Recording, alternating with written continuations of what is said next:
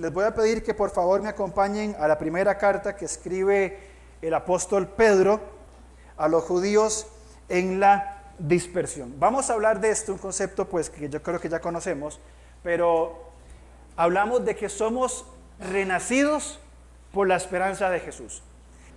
A veces cuando hablamos nosotros de la resurrección, algunas veces pareciera ser, bueno, como que Jesús resucitó. ¿Y qué?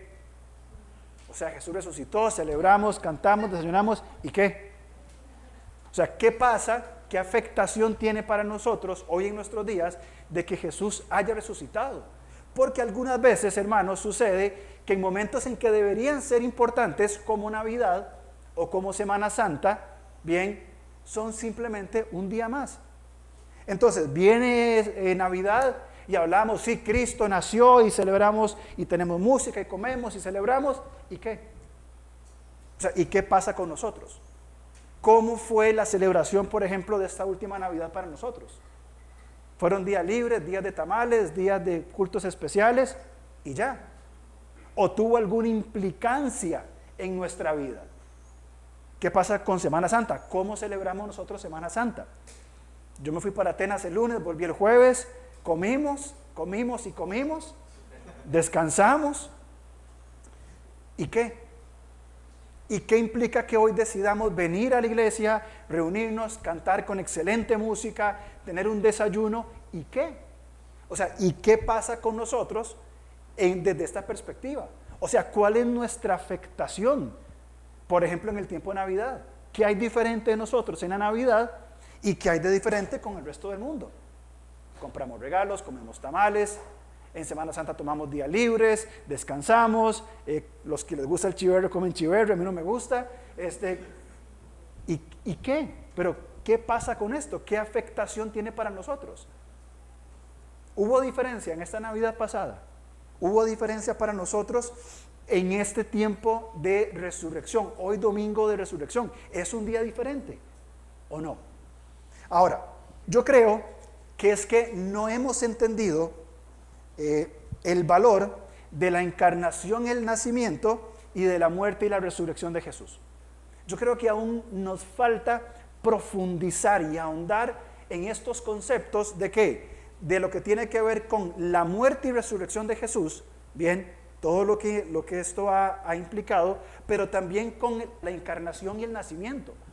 Hebreos capítulo 10, y lo vimos la semana pasada, Jesús ante la necesidad de las personas que hace, de la humanidad. Dice Hebreos capítulo 10, versículo 4, sacrificio y ofrenda por el pecado no quisiste, mas me preparaste cuerpo. Y continúa hablando el autor a los hebreos y dice, he aquí Dios estoy para hacer tu voluntad. ¿Y qué hace Jesús? Se encarna en un humano limitado. A ver, comprendamos esto. El Dios eterno que los cielos de los cielos no pueden contener, se encarna en un bebé. ¿Para qué? Para traer vida eterna a todo aquel que en él cree. Entonces, para Navidad tomamos Navidad como, qué lindo, el arbolito, y está todo bien, perfecto, regalos, todo bien, tamal, excelente, perfecto. Pero, ¿qué más? Hagamos la pregunta, ¿y qué? Tenemos árbol, regalos, tamales, culto, etcétera. ¿Y qué? Semana Santa, celebramos diferente, un desayuno, resurrección, cantamos, hay música especial. ¿Y qué?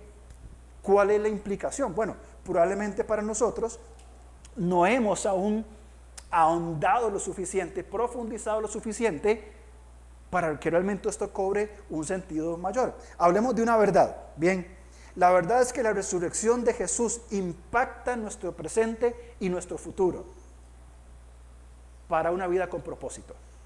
Que Jesús haya resucitado y que estemos en el proceso de comprenderlo, porque ojo, tampoco pretendo ni pretendamos entenderlo a plenitud lo que implicó la encarnación, el nacimiento, la muerte y resurrección. O sea, creo, en serio, que nos volveríamos locos intentando entender todas estas cosas tan profundas. Pero en el proceso de ir comprendiendo lo que implica, Cristo nació para morir, resucitar, ascender y regresar, necesariamente hay un impacto para nosotros. Lea conmigo por favor esto, porque realmente es un comentario de David Bosch muy, muy interesante, basado en 1 Pedro 2:9. Dice que el reino de Dios no es un programa, es una realidad inaugurada por el evento de la resurrección. Los primeros cristianos responden a esta realidad que los abrumó en medio de la experiencia de Pascua por medio de la misión. Se sienten desafiados a declarar alabanzas al Dios que los ha llamado de las tinieblas a su luz. Los primeros cristianos, cuando entendieron la resurrección, porque ojo, muchos de ellos, estoy seguro de esto, hasta la resurrección no lograron entender realmente quién era Jesús. Sí, hablaban con Jesús, sabían que era el Mesías. No sé si están viendo la serie Los Elegidos o The Chosen en Netflix o en aplicación, y hay elementos que yo digo, bueno, tiene razón, ¿verdad? La incredulidad de Tomás, la rudeza de Pedro, la cuadradez de mi amigo Mateo. Estos hombres hasta la resurrección comenzaron a entender lo que implicaba. La tradición cuenta que los 12, después de que pasó el libro de los Hechos, comenzaron a irse por diferentes lugares del mundo. La tradición dice que Mateo se fue a la India a compartir el evangelio en esta zona del mundo, que Andrés se fue para la zona norte, la zona que hoy es Rusia, Ucrania, a llevar el evangelio a estos lugares. ¿Por qué? Porque la resurrección tiene un impacto presente y futuro. Y si no está impactando en nuestras vidas lo que celebramos hoy, entonces ¿qué? ¿Para qué hicimos gallo pinto? Para juntarnos todos y comer temprano. Si Jesús resucitó para que simplemente tuviéramos un desayuno, realmente vale la pena. Venga conmigo por favor, vean esta frase de Watchman Nee. Nuestra antigua vida termina con la cruz. Nuestra nueva historia inicia con la resurrección. Me encantó, maravilloso. Porque nosotros en nuestra humanidad, en nuestra condenación por el pecado, terminó en la cruz, donde Jesús entrega su vida para que nosotros tuviéramos vida. Pero no quedamos en una cruz, no quedamos en una tumba. La resurrección de Jesús inicia nuestra vida y nos da un propósito para vivir. Por eso Dios nos incluye y Él quiere que seamos parte de su misión. Por eso llama a cada creyente a ser un sacerdote, estar en pie, presente delante de Él. Porque nuestra vida no es simplemente acepté a Cristo, ahora me hice pandereta, voy a la iglesia y canto, sino porque hay propósito, un propósito con esperanza. Y es lo que Pedro necesita que nosotros entendamos. Ahora, en 1 Corintios, no lo busque, Pablo dice, ¿qué pasa si no hay resurrección? Pablo pone un caso supuesto, hace un análisis a partir de un supuesto. ¿Qué pasaría si no hubiera resurrección? ¿Qué dice Pablo? Cristo no resucitó, la predicación es vana, la fe es vana, seríamos falsos testigos, permaneceríamos en nuestro pecado, los que murieron en Cristo están condenados y seríamos los más pobres diablos que puedan existir sobre la faz de la tierra. Porque nuestra fe es falsa, porque nuestra fe es mentira. Pero Cristo resucitó, dice Pablo. Entonces, si hay resurrección, entonces Cristo resucitó de los muertos. Nuestra predicación tiene un fundamento vivo. No es un dogma de ideas, es un fundamento, es valioso. Somos verdaderos testigos de Dios. No permanecemos en nuestro pecado. Los que murieron en Cristo son salvos y entonces somos, según Pablo, las personas más dichosas de la historia de la humanidad. ¿Por qué? Porque Cristo ha resucitado. Y esa es la esperanza que nosotros tenemos en Él. Vamos conmigo por favor a Pedro, capítulo 1, versículo 3. Dice, escribiendo Pedro, dice en el versículo 3, vamos a leer todo hasta el versículo 9. Dice, bendito el Dios y Padre de nuestro Señor Jesucristo, que según su grande misericordia nos hizo renacer para una esperanza viva por la resurrección de Jesús de los muertos, para una herencia incorruptible, incontaminada e inmarcesible, reservada en los cielos para vosotros, que sois guardados por el poder de Dios mediante la fe, para alcanzar la salvación que está preparada para ser manifiesta en el tiempo postrero, en lo cual vosotros os alegráis. Aunque ahora, por un poco de tiempo, si es necesario, tengáis que ser afligidos en diversas pruebas, para que sometida a prueba vuestra fe, mucha más preciosa que el oro, el cual, aunque perecedero, se prueba con fuego, sea hallada en alabanza, gloria y honra, ¿cuándo? Cuando sea manifestado, Jesucristo, a quien amáis sin haberle visto, en quien creyendo, aunque ahora no lo veáis, os alegráis con gozo inefable y glorioso, obteniendo el fin de vuestra fe, que es la salvación de vuestras almas. Cuando leemos lo que Pedro dice, necesitamos como creyentes responder desde la esperanza. Señor, yo estaba condenado al infierno por la eternidad y estaba condenado a una vida sin propósito. Pero como Cristo resucitó, en primer lugar Él me dio vida eterna, una vida con Él por siempre, por la eternidad, exento de la condenación del infierno, sentado en los lugares celestiales con Cristo Jesús por la eternidad. Pero aparte de eso, como si fuera poco, nos da propósito en este mundo. Es decir, que las tensiones que estamos viviendo, los problemas que usted tiene en su mente en este momento, las situaciones económicas, de salud, relacionales, etcétera, tienen un propósito y tienen un fundamento. ¿En qué? En que Cristo resucitó. Si Cristo no hubiera resucitado, apague y vámonos, porque no hay nada más que hacer. Pero como Él resucitó, según Pedro, tenemos esperanza. Entonces fijémonos en algunas cosas que Pedro hace una mención muy importante. Primero dice en el versículo 3, cómo nos bendice. Le alabamos por su misericordia, porque nos hizo renacer, por la esperanza, etc. Pero fíjense, en el versículo 3 dice, según su grande misericordia nos hizo renacer. La resurrección implica tener un propósito. Y el propósito está marcada con el para, con la preposición para, que ya lo vamos a ver. Pero esto tiene que ver con el hecho de renacer. Esta palabra renacer aparece aquí y aparece en el versículo 23, nada más. Pero también cuando hablamos de renacer, ¿en quién pensamos?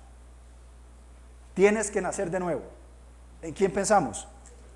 En Nicodemo. Vamos por favor a Juan capítulo 3.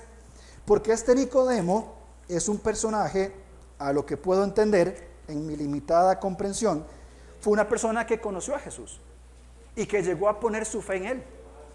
Y de hecho hubo en algún momento una intención de Jesús que él pudiera ser parte de su grupo. Capítulo 3, versículo 1. Había un hombre de los fariseos que se llamaba Nicodemo, un principal entre los judíos. Este vino a Jesús de noche y le dijo: Rabí, sabemos que has venido de Dios como maestro, porque nadie puede hacer estas señales que tú haces si no está Dios con él. Aquí Nicodemo es totalmente honesto. Aquí Nicodemo no está poniendo una trampa. ¿Se acuerdan cuando estudiamos Marcos capítulo 12? Que uno le preguntó para tentarle: Señor, sabemos que has venido de parte de Dios, porque había mucha gente. Pero aquí Nicodemo y Jesús están solos, están de noche, no hay testigos, no hay personas. Así que muy probablemente lo que Nicodemo viene aquí a preguntar es honesto, es de corazón.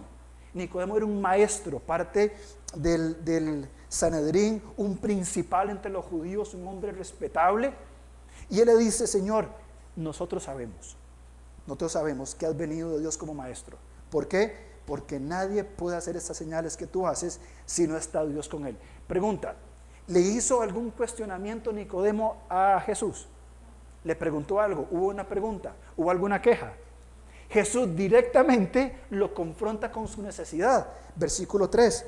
Respondiendo Jesús le dijo: de cierto te digo, que el que no naciere de nuevo no puede ver el reino de Dios. Jesús lo confronta con la necesidad de nacer de nuevo. Así como Pedro dice: renacidos ¿para qué? Para una esperanza viva. Nicodemo hace preguntas sin sentido. Él sabía muy bien que no iba a entrar en el vientre de su madre.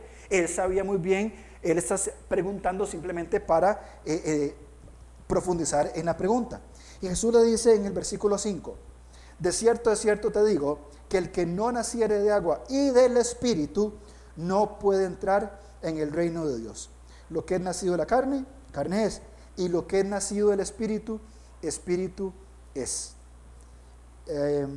No te maravilles de que te dije, os es necesario nacer de nuevo. En el versículo 9, Nicodemo le pregunta, ¿cómo puede ser esto? Y Jesús lo confronta en el versículo 9, en la parte final, 10, ¿eres tú maestro de Israel y no sabes esto? De cierto te digo, que lo que sabemos hablamos, y lo que hemos visto testificamos, y no recibid nuestro testimonio. Si os he dicho cosas terrenales, y no creéis, ¿cómo creéis si os dijeren las celestiales? Ellos habían escuchado previamente el testimonio de Juan el Bautista. Y Juan el Bautista les había dicho, yo los bautizo solamente con agua, pero detrás de mí viene otra persona que los va a bautizar en el Espíritu Santo y fuego. Esto es lo que Jesús habla. Habla de este nacimiento espiritual. Ahora, este nacimiento espiritual solo se puede dar si hay resurrección, si Jesús resucita. Porque Él inaugura esta realidad para nosotros. Por eso aquí tiene esa conversación con Nicodemo. Versículo 14. Como Moisés levantó la serpiente en el desierto. ¿Se acuerdan esa historia de cuando Moisés levanta la serpiente? Que habían serpientes y que si los mordía, habían levantado un asta y que el que era mordido tenía que ver con fe. Esta palabra levantar es la misma palabra que se usa para levantar la cruz y que pongan su mirada en Jesús. Así como, dice Jesús en el 14, Moisés levantó la serpiente en el desierto, así es necesario que el Hijo del Hombre sea levantado. ¿Para qué? ¿Con qué propósito? Para que todo aquel que en Él cree no se pierda, mas tenga ¿qué? Vida eterna. Porque de tal manera amó Dios al mundo, que ha dado a su Hijo unigénito, para que todo aquel que en Él cree no se pierda, mas tenga vida eterna. Jesús le puso claramente, con un ejemplo de la historia de Israel que todo el mundo conocía, de que nacer de nuevo implicaba creer por la fe en la persona de Jesús, y que iba a ser validada ¿con qué? Con la resurrección de Jesús. Por eso, si volvemos a Pedro, vamos a encontrar ahí lo que estamos hablando.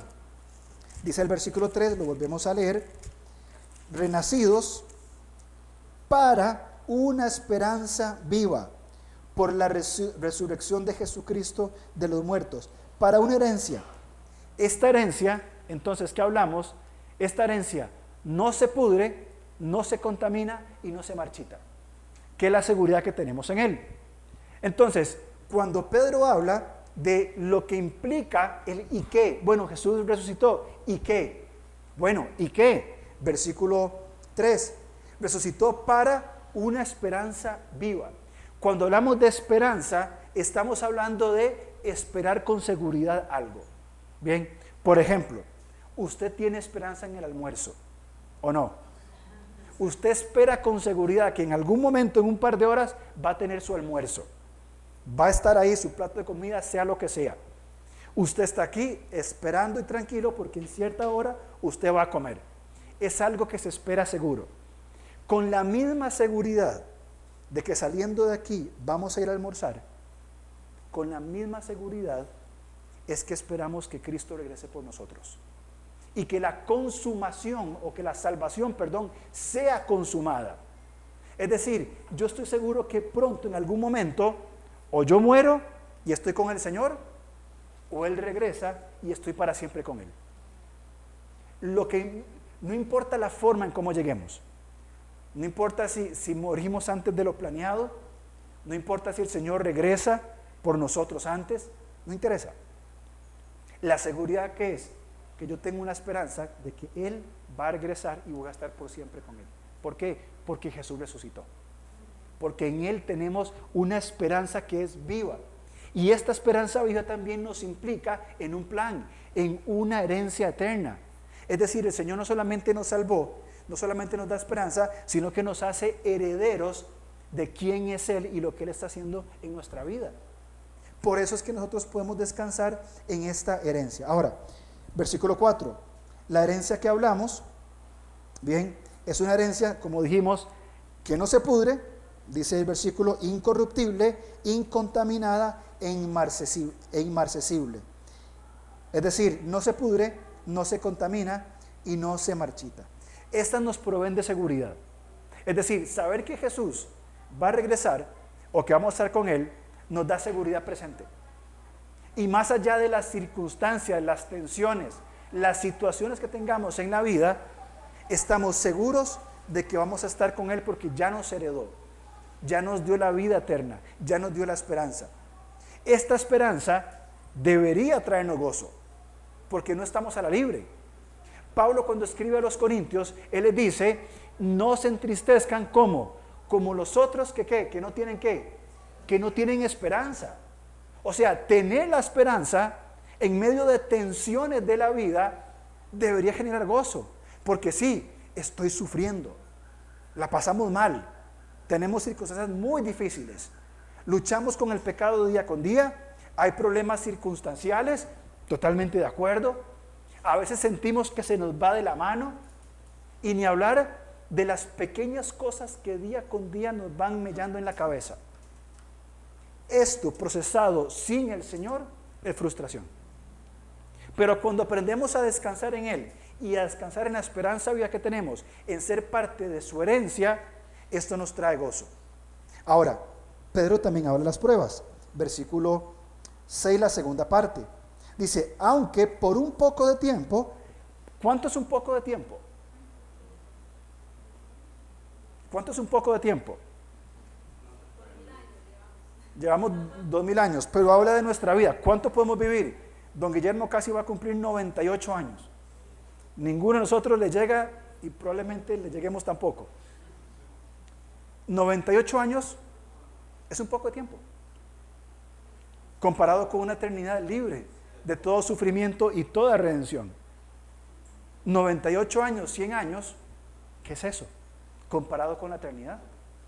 Porque si aún nos tocara, amados hermanos, sufrir toda nuestra vida con el pecado, con pruebas y con adversidades, la eternidad va a librarnos de ese dolor pasajero, de esos 98, 100 años que vayamos a vivir con mucha fe.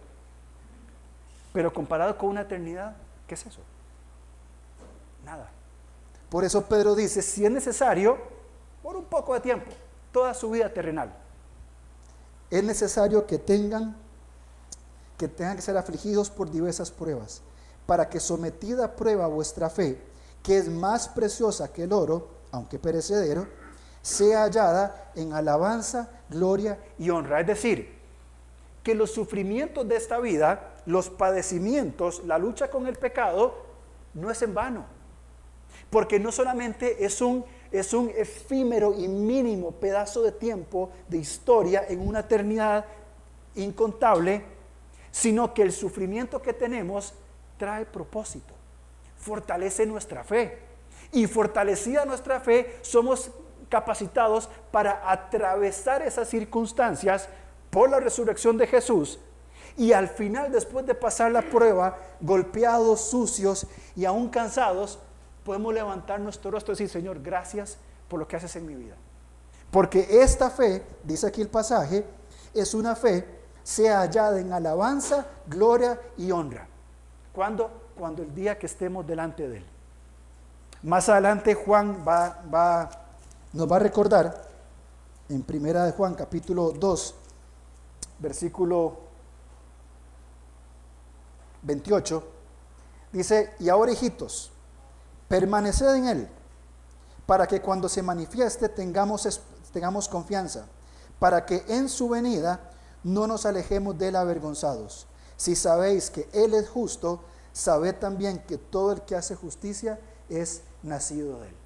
El día que nos encontremos cara a cara con el Señor, vamos a recordar los padecimientos que tuvimos, los fracasos, los caídos, por supuesto que sí, las pruebas que vivimos, pero si nuestra vida ha sido sostenida por la resurrección de Jesús, a pesar de esa crudeza, de esos padecimientos, de esos llantos que hemos tenido, el día que estemos delante de Él, nos vamos a acercar confiados y Señor, gracias, terminé, estoy cansado, pero me resta una eternidad libre de todo sufrimiento.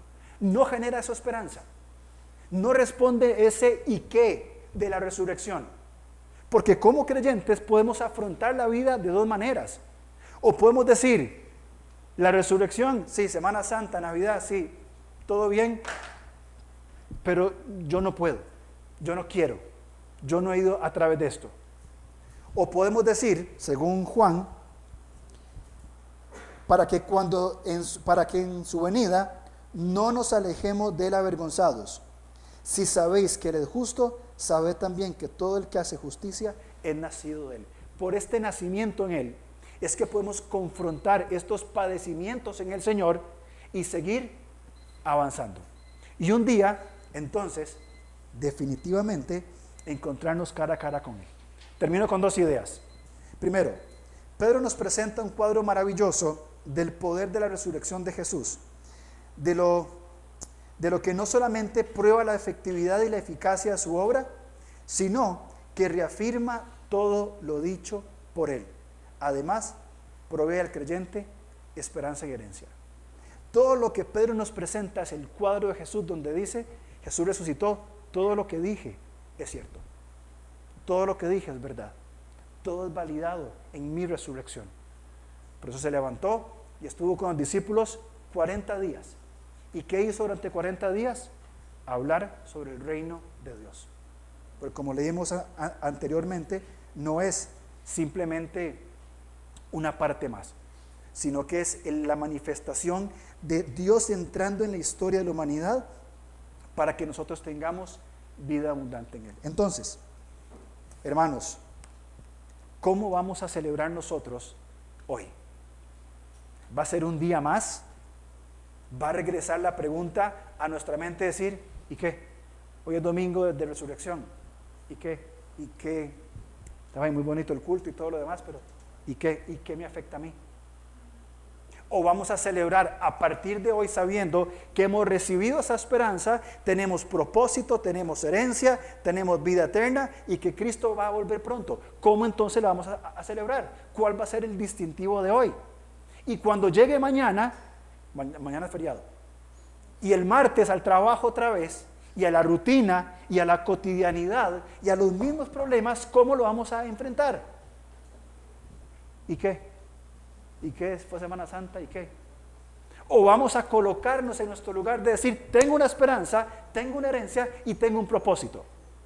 ¿Cuál va a ser, mi querido hermano, la actitud que vamos a afrontar entonces para celebrar distinto al resto del mundo y probablemente de algunos cuantos creyentes, realmente vivir la resurrección de Jesús, la esperanza que tenemos en Él día con día?